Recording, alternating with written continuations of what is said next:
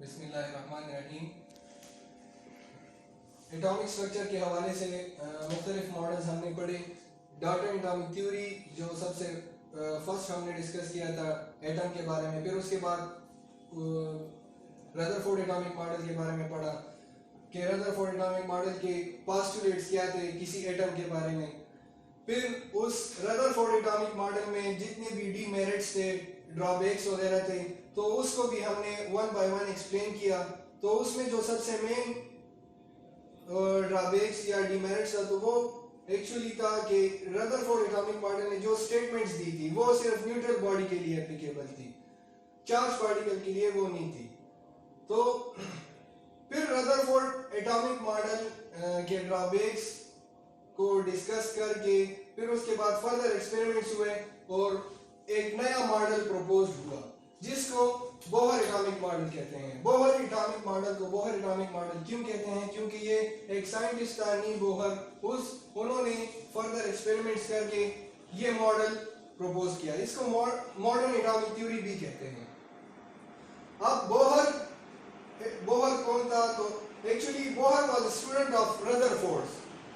तो रदरफोर्ड का स्टूडेंट था बोहर, उन्होंने ये मॉडल प्रपोज किया था 1913 में। तो बोहर एटॉमिक मॉडल के जो मेन पोस्टुलेट्स हैं उन सारे ड्रॉबैक्स और डीमेरिट्स को सामने रख के उन्होंने जो मॉडल प्रपोज किया था तो उसके पोस्टुलेट्स गिवन है यहाँ पे। तो वन बाय वन इसको डिस्कस करते हैं कि बोहर एटॉमिक मॉडल के स्टेटमेंट्स क्या हैं एटम के बारे में। So the first one postulate of the Bohr atomic model is in an atom electrons revolve around the nucleus in definite circular paths called orbits or shells. Bohr ने ये explain किया था कि भाई एटम में जो सेंट्रल पार्ट है nucleus positively charge, उसके जो अराउंड सर्कुलर पाथ्स हैं तो वो डेफिनेट सर्कुलर पाथ्स हैं, एक डेफिनेट स्ट्रक्चर है न्यूक्लियस के इर्द गिर्द। तो उसको एक्चुअली कहते हैं शेल्स या ऑर्बिट्स। तो फर्स्ट उन्होंने ये एक्सप्लेन किया था कि भाई जो इलेक्ट्रॉन है वो इस डेफिनेट सर्कुलर पाथ्स में कंटिन्यूअसली क्या करेंगे, रिवॉल्व करेंगे न्यूक्लियस के अराउंड, ठीक है। सेकंड जो most important postulate of Rutherford atomic model है वो क्या है कि ईच ऑर्बिट और shells has a fixed energy. किसी भी एटम में एक ऑर्बिट या एक से ज्यादा ऑर्बिट्स जितने भी हैं तो हर एक शेल की या हर एक ऑर्बिट की एक स्पेसिफिक फिक्स्ड रेशो है, उसकी खास एनर्जी है। वो रेशो क्या है? उस ऑर्बिट या शेल की खास एनर्जी है। तो हर एक ऑर्बिट की एनर्जी या हर एक शेल की एनर्जी दूसरी शेल की एनर्जी से डिफरेंट है। तो ये कैसे डिफरेंट है तो इसको फर्दर नेक्स्ट जो पॉइंट्स है तो उसमें हम एक्सप्लेन करेंगे और डायग्रामेटिकली भी यहाँ शो करेंगे। उसके लिए प्रॉपर कैलकुलेशन है कि कैसे किसी दो ऑर्बिट्स हैं तो उनके बीच जो एनर्जी डिफरेंसेस है वो कैसे कैलकुलेट होते हैं, या किस ऑर्बिट की एनर्जी ज्यादा होगी, किस ऑर्बिट की एनर्जी कम होगी, न्यूक्लियस से डिस्टेंस क्या मैटर करता है, उससे जो है तो एटम पे या उसकी शेल की एनर्जी पे क्या असर होता है। तो orbit nearest to the nucleus has an energy of E1. अब फॉर एग्जांपल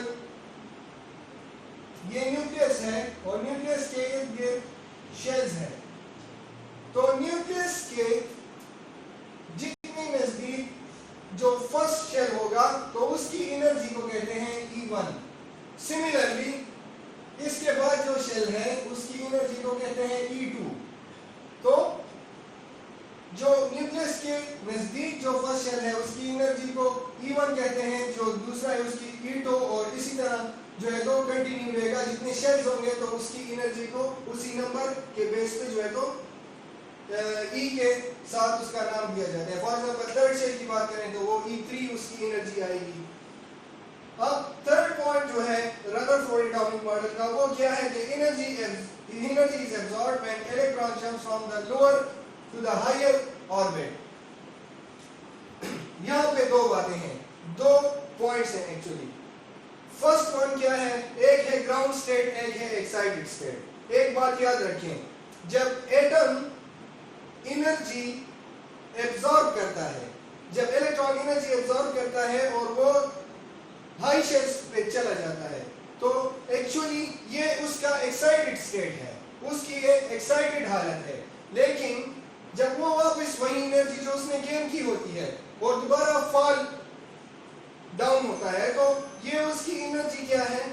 तो ये उसका ग्राउंड स्टेट है। जिस स्टेट में वो पहले था तो उसको इसका ग्राउंड स्टेट, तो ground state actually stable state है। तो ये दो पॉइंट्स हैं, याद रखें, ग्राउंड स्टेट और excited state. Excited state high energy state है, जबकि ग्राउंड स्टेट जो है वो नॉर्मल स्टेट है किसी भी एटम का। ठीक है, तो यहाँ पे इस पॉइंट के मुताबिक कि भाई जब भी इलेक्ट्रॉन जंप्स करता है लोअर ऑर्बिट से लेकर हाई ऑर्बिट की तरफ, तो लोअर ऑर्बिट से अगर हाई ऑर्बिट की तरफ इलेक्ट्रॉन जंप करता है तो डेफिनेटली ये क्लियर है कि भाई ये लोअर एनर्जी स्टेट है और ये हायर एनर्जी स्टेट है। So definitely the electrons will absorb the energy, so that's why it will jump from the lower orbit to the higher orbit. और सिमिलरली वाइस वर्सा, अगर हम कहते हैं कि भाई इलेक्ट्रॉन्स जब हायर से वापस लोअर में जाएंगे, सो जो एनर्जी इसने एब्जॉर्ब की होगी वही एनर्जी वो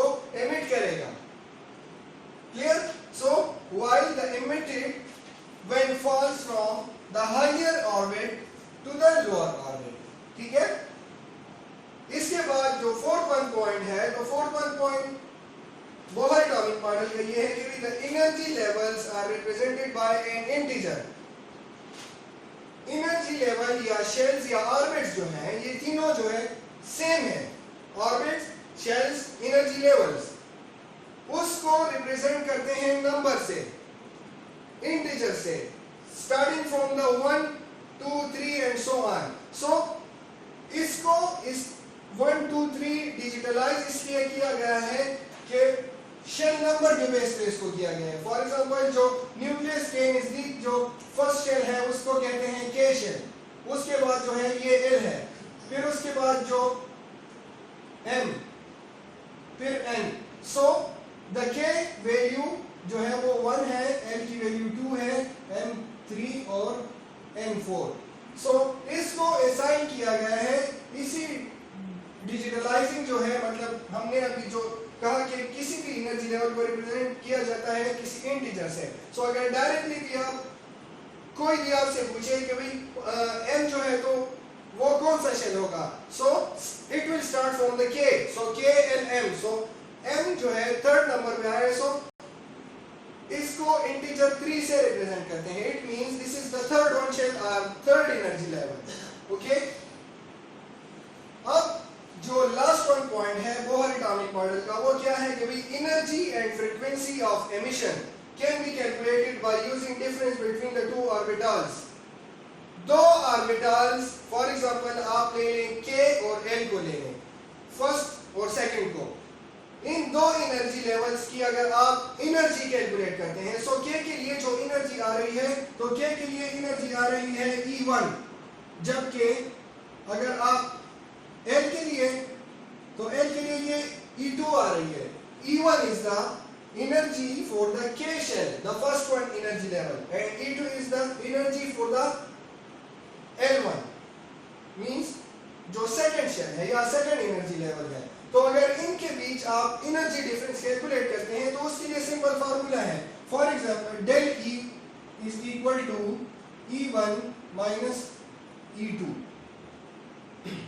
अब E1 minus E2, so according to the mathematics rule कि भाई बड़े से छोटे को माइनस करते हैं, मतलब बड़े डिजिट से छोटे को माइनस करते हैं। सो according to this concept, इस कंसेप्ट के मुताबिक अगर आप ये देख लें कि भाई E1 minus E2, सो आपको कैसे पता चलेगा, ये कंसेप्ट आप कैसे लेंगे कि E1 की एनर्जी ज्यादा है या E2 की एनर्जी ज्यादा है। E1 की एनर्जी ज्यादा है तो क्यों ज्यादा है, E2 की एनर्जी ज्यादा है तो क्यों ज्यादा है या कम है।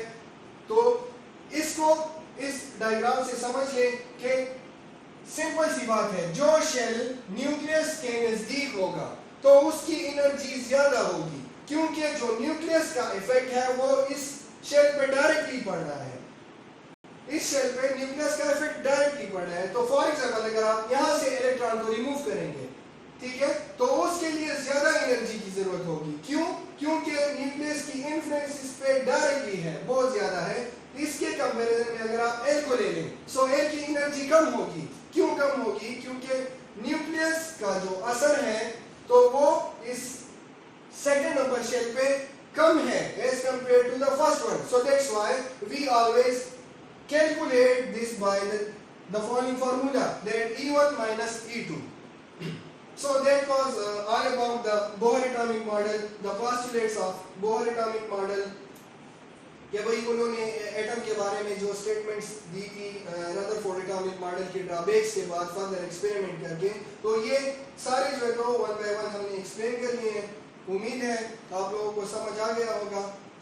इंशाल्लाह इसके बाद हम फिर इसी बेस पे मतलब KLMN 1 2 3 4 शेल्स जो हमने उसको नंबर दिए, इस कंसेप्ट को समझने के बाद जो हम टॉपिक पढ़ेंगे वो इलेक्ट्रॉनिक कॉन्फ़िगरेशन होगा। तो उसमें हम एक्चुअली फिर देखेंगे कि किसी भी शेल में और उसके अंदर जो सब शेल्स हैं उसमें इलेक्ट्रॉन्स की अरेंजमेंट क्या है। So that is enough for today.